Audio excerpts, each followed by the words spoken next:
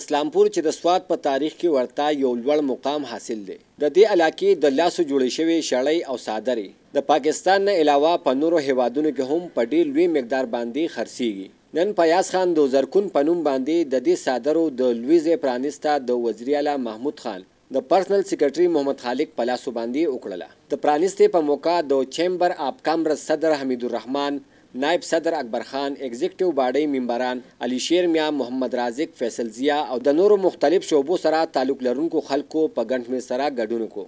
مشر میلمه وایي چې حکومت په سوات کې د یو انډسټریل سټیټ منظوري هم ورکړې ده چې ډېر زر به ورته د بابوزو په تحصیل کې ځای ورکړی شي. زه امید لرم چې ان شاء الله تعالی دغسې کاوشونه او دغسې مختلف انیشیټیوز به نور خلک هم کیږي او زما د کلي ترقي به واره ان شاء الله تعالی په دې پرمختګ به کوي او دلته به خوشحالي راځي. کمې پورې چې د حکومت انډسټري دپاره یا د سمال انډسټري دپاره د سپورټ پروګرام دی، په دې وخت کې د محمود خان چې کوم د سوات سره تعلق لري او د صوبې وزیر اعلی چیف ایگزیکټیو دی، باقاعده طور په سوات کې یو انډسټریل اسټیټ منظور شوی دی. د هغې دپاره انیشیلي ځمکه په چارباغ کې دغه شو وه، خو د څه وجوهاتو په وجه باندې هغه کینسل شوه او اوس غالبا امکان دا دی چې تحصیل بابوزو کې د هغې دپاره یو موزون ځمکه پیدا شي. نو دا باقاعده یو اپروډ سکیم دی، په هغې کې به ان شاء الله تعالی د سوات د لوکل انډسټرۍ دپاره ډېر زیات د سپورټ یو مقرره شي. سلامپور صادر که یو طرف ته په نړۍ کې خپل نوم پیدا کړی دی، نو بل طرف ته د دې کاروبار سره ډېر خلک هم په روزګار شوي دي.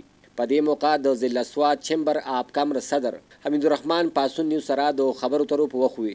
د دې کلي او د چې کوم محنت وکړو او د چې کوم کار وکړو، د چې کوم نوم پیدا کو په پاکستان کې دا واحد یو کلی دی چې د دومره غټ نوم پیدا کړی دی چې یوازې په پاکستان کې نه چې په هر دنیا کې هم د سلامپور دغه مصنوعات چې کوم دي دا خلک خوښوي او دا خلک دغه کوي. زرکون چې څومره نوم خوږ دی هم دغسې ښایست سیوا لري. زرکون هینډیکرافټ مشر فیاض خان وایي چې ما د 2014 نه بعد لږې صادرې اخیستې او هغه به مې خرڅولې. د علاقې د پرمختګ او د هنرمند د ځلولو په مطلب مې د زرکون په نوم د دې ځای پرانیسته وکړه.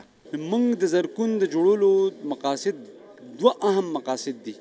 یو مقصد دا دی چې دې کار سره څومره خلک وابسته دي، د هغوی په ژوند کې بهتري راشي، هغوی مخ په وړاندې ورشي او د هغوی چې دا کوم هنر دی د هغې صحیح معاوضه هغوی ته میلاو شي.